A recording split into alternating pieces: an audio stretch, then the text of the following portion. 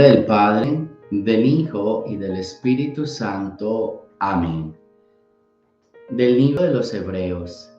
Hermanos, todavía no han llegado ustedes a derramar su sangre en la lucha contra el pecado y ya se han olvidado de la exhortación que Dios les dirigió como a hijos, diciendo: Hijo mío, no desprecies la corrección del Señor, ni te desanimes cuando te reprenda, porque el Señor corrige a los que ama y da azotes a sus hijos predilectos. Soporten pues la corrección, porque Dios los trata como a hijos. ¿Y qué padre hay que no corrija a sus hijos? Es cierto que de momento ninguna corrección nos causa alegría, sino más bien tristeza, pero después producen en los que la recibieron frutos de paz y santidad. Por eso, robustezcan sus manos cansadas y sus rodillas vacilantes. Caminen por un camino plano para que el cojo ya no se tropiece, sino más bien se alivie. Esfuércense por estar en paz con todos y por aquella santificación, sin la cual no es posible ver a Dios. Velen para que nadie se vea privado de la gracia de Dios, para que nadie sea como una planta amarga que hace daño y envenena a los demás. Palabra de Dios. Que esta lectura es bien bonita, es bien interesante. Miren lo que empieza diciendo: no se olviden de la exhortación que Dios les dirigió como a hijos. No desprecien la corrección del Señor, no te desanimes. La primera parte está hablando de la corrección y pone como ese paragón de qué padre no corrige a sus hijos, y obviamente que en el momento de la corrección nadie es feliz, pero cuando ya después uno la asimila, entonces ya vienen frutos de paz, ¿cierto? Frutos de paz y frutos de santidad. La lectura nos quiere decir en el momento de la corrección a uno le duele, a uno le cuesta. ¿Qué es una corrección de parte de Dios? Son esos momentos donde uno está pasando alguna necesidad o alguna dificultad. Son cuando uno dice: tengo este familiar enfermo, o estoy pasando por este duelo, o por este problema en el matrimonio, o con este problema en la empresa. Y entonces esos son correcciones que Dios hace y que pasan en la vida para enseñarnos algo, y porque son ciclos normales que en su momento duele, pero que uno después va a ir entendiendo y va a ir acomodando toda la situación. Hay una frase que dice, y me gusta mucho siempre repetirla: todo sucede para el bien de los que aman a Dios. Entonces dice hoy la carta a los Hebreos: no se desanimen, no se desanimen. O sea, toda corrección al inicio cuesta, toda situación al inicio duele, pero cuando uno la va aceptando, uno va entendiendo muchísimas cosas. Entonces, que nadie se desanime y que nadie desprecie la corrección del Señor, sino que al contrario, nosotros tratemos de entender, ¿listo? Tratemos de entender que Dios nos está enseñando muchísimas cosas todos los días, que Dios nos está hablando y nos está abrazando como a hijos, y obviamente que padre no corrige a su hijo para que entienda, para enseñarle, para que aprenda muchísimas cosas nuevas. Entonces, esto es bien importante. Ahora termina el libro diciendo que nadie sea como una planta amarga que hace daño y envenena a los demás. Que nuestra conducta y que nuestro modo de pensar no sea eso, no sea algo amargo, no sea algo venenoso, porque vamos a dañar a los demás. Cuiden siempre las palabras. Uno a veces no se da cuenta, pero hay palabras que son venenosas y en vez de hacerle un bien, le hacen un mal a los demás. Cuiden las palabras, porque hay palabras que no están bien. Y uno a veces destila palabras que a los demás le hacen daño, que a los demás también los provoca y les daña el corazón. No seamos plantas venenosas. Esa es una frase bien interesante. No seamos plantas amargas. A veces uno cae en el chisme, en el hablar mal, en la murmuración, porque se junta con personas que lo único que hacen es hablar de manera negativa, es hablar de los demás. Esas son plantas amargas. Nosotros no seamos de ese tipo de plantas, pero también cuidémonos de permanecer con esas plantas amargas.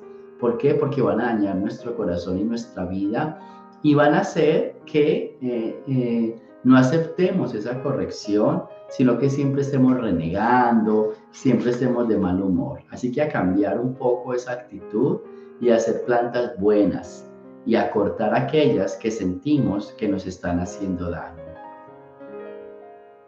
Del Santo Evangelio según San Marcos. En aquel tiempo, Jesús fue a su tierra en compañía de sus discípulos. Cuando llegó el sábado, se puso a enseñar en la sinagoga y la multitud que lo escuchaba se preguntaba con asombro: ¿dónde aprendió este hombre tantas cosas? ¿De dónde le viene esa sabiduría y ese poder para hacer milagros? ¿Que no es este el carpintero, el hijo de María, el hermano de Santiago, José, Judas y Simón? ¿No viven aquí entre nosotros sus hermanas? Y estaban desconcertados. Pero Jesús les dijo: todos honran a un profeta, menos los de su tierra, sus parientes y los de su casa. Y no pudo hacer allí ningún milagro, solo curó a algunos enfermos imponiéndole las manos, y estaba extrañado de la incredulidad de aquella gente. Luego se fue a enseñar en los pueblos vecinos. Palabra del Señor. Bien, aquí tenemos el evangelio que a veces nos encanta, es: nadie es profeta en su tierra, ¿cierto? Nadie es profeta en su propia casa. Yo frente a esa frase puedo encontrar dos caminos. El primero de ellos es el que le pasa a Jesús aquí en el evangelio, y es que los demás no creen en Jesús, y por más cosas buenas que él haga o por más cosas increíbles que haga, ya no van a creer en él, porque se sienten que lo conocen y porque no tienen esa capacidad de reconocer que él, que era parte de los suyos, que era parte de la familia, puede tener un don especial, o en este caso puede ser Dios. Y a veces le pasa eso a uno en familia. O sea, ¿cómo puede este venirnos a enseñar sabiendo que es familiar nuestro, hermano, primo, sobrino? Entonces, es como un falso orgullo. Es como un falso orgullo de que uno no puede como superarse o superar a los demás. Y entonces aquí viene el primer error. La familia no lo acepta a uno porque lo conoce y porque no tiene esa humildad necesaria y adecuada para decir: hace parte de los míos, pero se superó, pero sabe un poco más, pero tiene un talento que yo no tengo, pero trabajó o estudió algo que yo no pude. No pasa nada, se llaman actos de humildad y de reconocer que los demás pueden crecer. Además, eso es un orgullo personal. Yo pienso que en vez de ser motivo de no reconocimiento, debería ser un motivo de mucha alegría saber que alguien que hace parte de los míos es un poco más que yo. Eso no me hace a mí inferior. Eso es lo que me hace a mí es sentirme orgulloso de mi familia y de la persona que me está representando. Entonces, no te desanimes si tú te sientes despreciado por tu familia, si sientes como que los demás se están burlando de ti y no creen en lo que tú sabes. Déjalos. No tienen la capacidad y no tienen la suficiente humildad para entender que tú sabes un poco más o tienes un don o un talento especial. Uno tiene que ser humilde y reconocer los carismas y los talentos de cada uno de nuestros miembros de la familia. Pero también pasa, y es que en la familia nos conocen. Entonces uno a veces quiere hablar de Dios y enseñar a Dios y muchísimas cosas bonitas, pero en la casa a veces uno cae y no lo pone en práctica. Yo puedo hablar mucho del amor y del perdón, pero quizás en mi familia que me conocen saben que no he podido perdonar a esta persona o no he podido amar o aceptar esta situación. Entonces, como allá me conocen, van a decir: míralo, está hablando de amor y míralo cómo tiene su corazón. Está hablando de paciencia y mire cómo se comporta en la casa. Entonces, a veces pasa, y es que en la casa nos conocen y nos miden la batería. Esa es una frase que se dice mucho: nos miden como la batería. ¿Qué significa eso?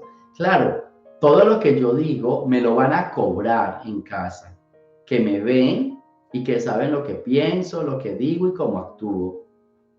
Por eso también es muy importante reflexionar que a veces nos juzgan es porque nos conocen. En el caso de Jesús solo se da la primera opción, pero en caso de nosotros puede ser la primera, no hay suficiente humildad para reconocer mis talentos y mis carismas, o también la segunda, conocen, me conocen.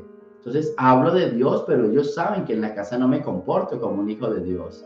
Entonces, aquí la gran invitación para este día es, si haces parte de la primera opción, de que no tienen esa humildad para reconocer tus talentos y tus carismas, tranquilo, no se preocupe, usted siga trabajando por el reino de Dios, que los orgullosos van a caer solos.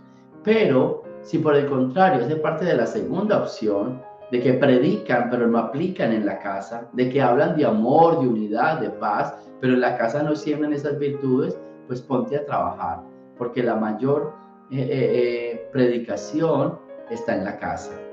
Uno tiene que ser modelo y ejemplo en casa. Afuera es muy fácil, afuera es facilito, porque solo me ven un día o una hora, pero en casa es 24/7, todos los días y a toda hora. Así que pidámosle al Señor que aceptemos la corrección, que no seamos plantas amargas o venenosas y que en nuestra vida nos alejemos de esos orgullosos y no le pongamos cuidado a esos arrogantes que no son humildes para entender el talento que tenemos o lo que hemos conseguido, pero también que seamos humildes nosotros para reconocer que quizás nos falta poner más en práctica en nuestra familia aquello que estamos predicando.